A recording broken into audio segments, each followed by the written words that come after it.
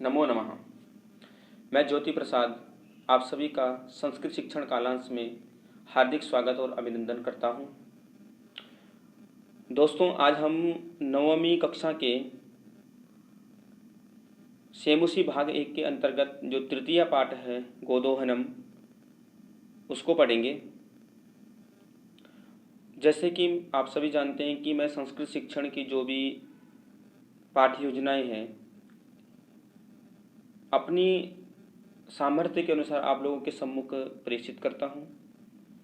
अच्छी लगे तो उसे शेयर ज़रूर कर लीजिए, लाइक ज़रूर कर लीजिए। तो चलते हैं पाठ की तरफ। जो सेमुसी के अंतर्गत जो तृतीय पाठ है, इस बार सोमप्रभम की जगह पे जो गोदोहनम लगाया गया है, उस पाठ में लालची व्यक्ति के बारे में बताया गया है कि एक व्यक्ति किस तरह से लालच के कारण अंतिम समय में कुछ भी प्राप्त नहीं करता है। उसी प्रकार से पाठ शुरू करने से पहले मैंने एक जो कहानी डाउनलोड की है, उस कहानी को आप लोगों के सम्मुख रख रहा हूँ वीडियो के माध्यम से। देखिए और फिर पाठ की ओर चलते हैं।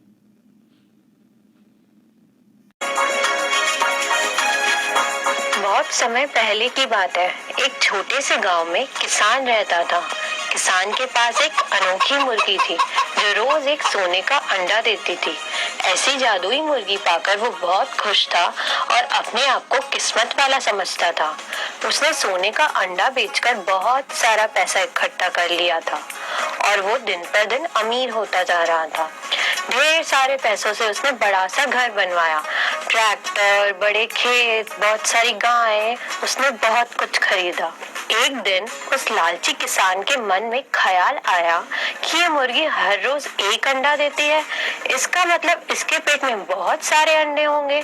अगर सभी अंडे उसे एक साथ मिल जाए तो वो गांव का सबसे ज्यादा अमीर आदमी बन जाएगा। लेकिन अंडे एक साथ मिले कैसे, वह मन ही मन सोचने लगा। अचानक एक दिन उसने सोचा, एक चाकू से मुर्गी का पेट काटकर सोने के सारे अंडे निकाल लूंगा। उसने मुर्गी का पेट काट दिया और सोन मुर्गी वहीं मर गई। मूर्ख किसान को एक भी अंडा नहीं मिला। भला मिलता भी कैसे? मुर्गी के पेट में अंडे थे ही नहीं। उस लालची किसान को रोज एक सोने का अंडा मिलता था, वह भी उसने लालच की वजह से खो दिया। तो इस कहानी से हमें ये शिक्षा मिलती है कि लालच का फल हमेशा। कहानी हमने देखी है, तो कहानी से हमें एक संदेश मिला कि लालच जो है वो अच्छा नहीं है। व्यक्ति को हमेशा अपने कर्तव्य के प्रति, ये जो रूटीन उसका यानी डेली जो उसका वर्क है उसको करते रहना चाहिए। व्यक्ति को कभी भी कल या परसों के भरोसे नहीं रहना चाहिए। कहते हैं स्वकार्यम अद्य कुर्वीत पूर्वाण्ये च परान्निकम नहीं प्रतीक्षते कालः कृतमस्य न वा कृतम। हमें अपना कार्य बाद में, दोपहर के बाद कभी भी नहीं छोड़ना चाहिए, क्योंकि समय कभी भी समय जो है कभी किसी की प्रतीक्षा नहीं करता। तो इस कहानी का भी हमारे पाठ से संबंध है कि लालच में जो व्यक्ति है वो प्राप्त करने के स्थान पर खो देता है। यानी कि जो लालच है वो। तो चलते हैं पाठ की ओर। पाठ का नाम जो है ये है गोदोहनम। इसके बाद इस पाठ के बारे में समरी पढ़ते हैं कि पाठ में क्या है। तो प्रथम जो लाइन है, पहले हम इस लाइन को पढ़ते हैं। एतत् नाट्यांशम, ये जो नाट्यांश है कृष्णचंद्र त्रिपाठी महोदय जी द्वारा लिखा गया चतुर्व्यूहम, एक चतुर्व्यूह उनकी पुस्तक या कुछ भी उनका नाटक आदि है। इति पुस्तकत, हाँ चतुर्व्यूहम पुस्तक है उनकी। इस पुस्तक से संक्षिप्त संपाद्य च, संक्षिप्त और संपाद्य यानी संक्षिप्त में लिया गया उसको। अस्मिन् नाटके, इस नाटक में एतादृशस्य, एक ऐसे एक ऐसे व्यक्ति की कहानी है। कथानकम अस्ति, कथानकम अस्ति यह धनवान सुखकाकी च भवितुम, जो धनवान और सुखकाकी यानी सुखी होना चाहता है। और भवितुम इच्छुका होने की इच्छा से मास पर्यंतम 1 महीने तक दुग्ध दोहनाद एवं विरमंती, यानी कि मास पर्यंतम महीने के बाद ही दुग्ध दोहनम विरमती, दुग्ध यानी दूध दोहने के बारे में सोचता है। येन मासान्ते धेनोः शरीरे संचितम पर्याप्तम दुग्धम, येन मासान्ते इससे महीने के अंत में धेनों के शरीर में जो इकट्ठा पर्याप्त जो दुग्ध है उस दुग्ध को क्या करें, एक बार ही विक्रिया बेचकर संपत्तिम अर्जयुतुम, संपत्ति को अर्जन करना चाहते हैं, संपत्ति प्राप्त करने की समर्थ हो। परम लेकिन मासान्ते यदा सह, लेकिन महीने के बाद जब वह दुग्ध दोहनाद एवं प्रयतते, दूध दोहने का प्रयत्न करता है, तदा सह तब वह दुग्ध बिंदुम अपि न प्राप्नोति, दूध की एक बिंदु भी प्राप्त नहीं करता है। और क्या करें, दुग्ध प्राप्ति स्थाने, दूध के प्राप्त करने के स्थान पर सह वह धेनोः प्रहारे रक्त रंजिता भवति, धेनु के प्रहार से रक्त रंजित हो जाता है, यानी खून से लथपथ हो जाता है। और अवगच्छति, और जान लेता है, समझ जाता है।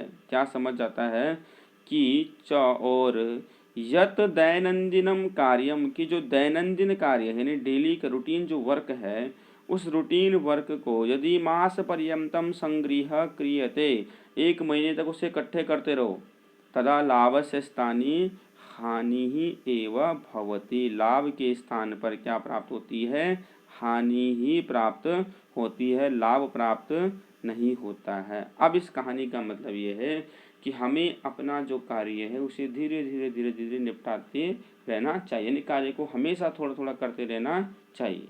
कल बाद के भरोसे या क्योंकि कार्य बढ़ जाता है, और अगर हम वहाँ पर कुछ प्राप्त करने की चाहत रखते हैं तो हो सकता है हमें वहाँ पर हानि ही प्राप्त हो। तो अब पाठ की ओर चलते हैं। नाटक है, इसमें नाटक में यहाँ पे दिया गया है प्रथमम दृश्यम, पहला दृश्य।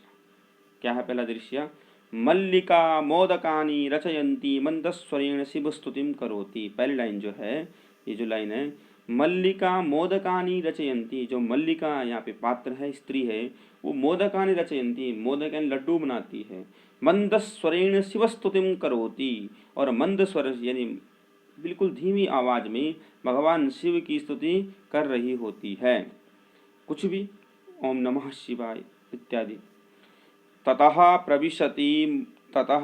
प्रविशति, तभी प्रवेश करता है, ततः प्रविशति, तब प्रवेश करता है। कौन प्रवेश करता है, मन मोदक गंधम अनुभवन, मोदक गंधम, मोदक बोलते हैं जो ऊपर लड्डू को बोलते हैं, कि लड्डू की खुशबू को अनुभव करते हुए प्रसन्न मना, प्रसन्न मन से कौन आता है, चंदन आता है। इसमें अभी महिला पात्र है जिसका नाम मल्लिका है, और जो पुरुष पात्र है उसका नाम क्या है, चंदन। हाँ, इससे पता चलता है कि दोनों ये पति पत्नी हैं। चंदन, हाँ चंदन कहता है। आहा सुगंधस्तु मनोहर, मनोहर, मन को हरने वाली सुगंधी है, खुशबू है लड्डू की। बिलो क्या देख कर, अहे मोदकानि रच्यन्ते, अये लड्डू बना रही हो प्रिय, प्रसन्न भूत्वा, प्रसन्न होकर के, आस्वादयामी तावत, अच्छा तब तक मैं इसको चख लेता हूँ, खा के देखता हूँ कि आपकी जो हाथ के लड्डू हैं कैसे हो रहे हैं। मोदकम गृहीतुम इच्छति, और लड्डू ग्रहण करने की इच्छा रखता है। अब क्या होता है, मल्लिका सक्रोधम, मल्लिका क्रोध के साथ, विरमा विरमा मास्पृश एतानि मोदकानि, अरे रुको रुको, इनको स्पर्श मत करो, इन लड्डुओं को स्पर्श मत करो। चंदन, चंदन बोलता है, क्या बोल रहा है चंदन, किमर्थम क्रुध्यसि तव हस्त निर्मितानि मोदकानि दृष्ट्वा अहम जिह्वा लोलुपताम। किमर्थम क्रुध्यसि, हे प्रिय भवती किमर्थम क्रोधम करोति, क्यों क्रोध कर रही हो। तव हस्त निर्मितानि, आपके हाथ के जो निर्मित मोदकानि दृष्ट्वा, मोदक लड्डू को दृष्ट कर, अहम जिल्वा लोलुपता, मैं अपनी जिह्वा की लोलुपता, जिह्वा की लालसा यानी जो जीव में पानी आना जिसको हम बोलते हैं, नियंत्रितुम अक्षमः, यानी कंट्रोल करने में अक्षम हूँ, असमर्थ हूँ। किम ना जानासि त्वम इदम, तुम ये नहीं जानती हो कि तुम्हारे जो हाथ की जो चीज़ें बनी रहती है मैं उसको ही पसंद करता हूँ। तुमने आज तो लड्डू बनाए हैं, मैं अपने आप को कंट्रोल यानी अक्षम हूँ, असमर्थ हूँ नियंत्रण करने में। मल्लिका, सम्यक जानामि नाथ, हे नाथ, हे स्वामी, मैं अच्छी तरह से जानती हूँ। परम, लेकिन एतानी मोदकानी पूजा निमित्तानि संति, लेकिन हे स्वामी ये जो मैंने मोदक बनाए हैं ये पूजा के निमित्त बनाए हैं। ठीक है। चंदन, अच्छा चंदन कहता हो, तरी तो ठीक है, शीघ्रम एव पूजनम संपाद्य प्रसादम च देहि। अच्छा ठीक है, अब आप ऐसे करो, जल्दी से जा करके पूजा करो और मुझे प्रसाद दो। तो मल्लिका क्या कह रही है आगे देखिए, भो, अरे स्वामी, अत्र पूजनम न भविष्यति, यहाँ पूजन नहीं होगा। अहम, मैं स्वसखी भी ही सह, अपनी सखियों के साथ, तृतीय है, सह के तृतीया आती है, सखी भी तृतीय बहुवचन का रूप है।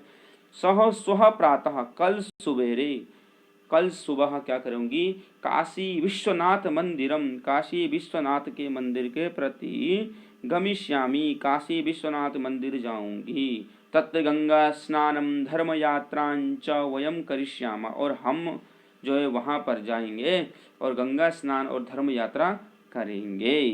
ये कौन कह रही है, मल्लिका।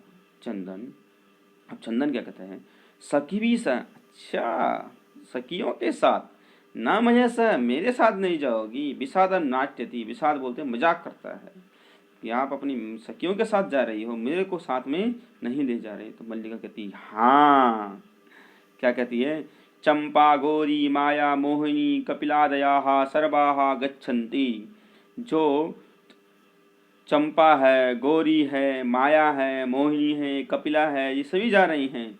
अतः मया सह तव गमनस्य औचित्यम नास्ति, इसलिए मेरे साथ तुम्हारा जाने का कोई मतलब ही नहीं बनता है। अब क्या क्या कहती आगे, वयम सप्ताहांते प्रत्यागमिष्यामः, और हम एक हफ्ते के बाद यानी हफ्ते तक आ जाएंगे। तावत गृहम व्यवस्थाम धेनोः दुग्ध दोहन व्यवस्थांच परिपालय, तावत यानी तब तक, तावत यानी तब तक, गृहम, गृह यानी घर, व्यवस्थाम घर की व्यवस्था, और घर की व्यवस्था के साथ साथ धेनु दुग्ध दोहनादा, और धेनु के दुग्ध दोहन यानी गाय का दूध दोहने की जो व्यवस्था है ये सब आप ही करोगे। क्योंकि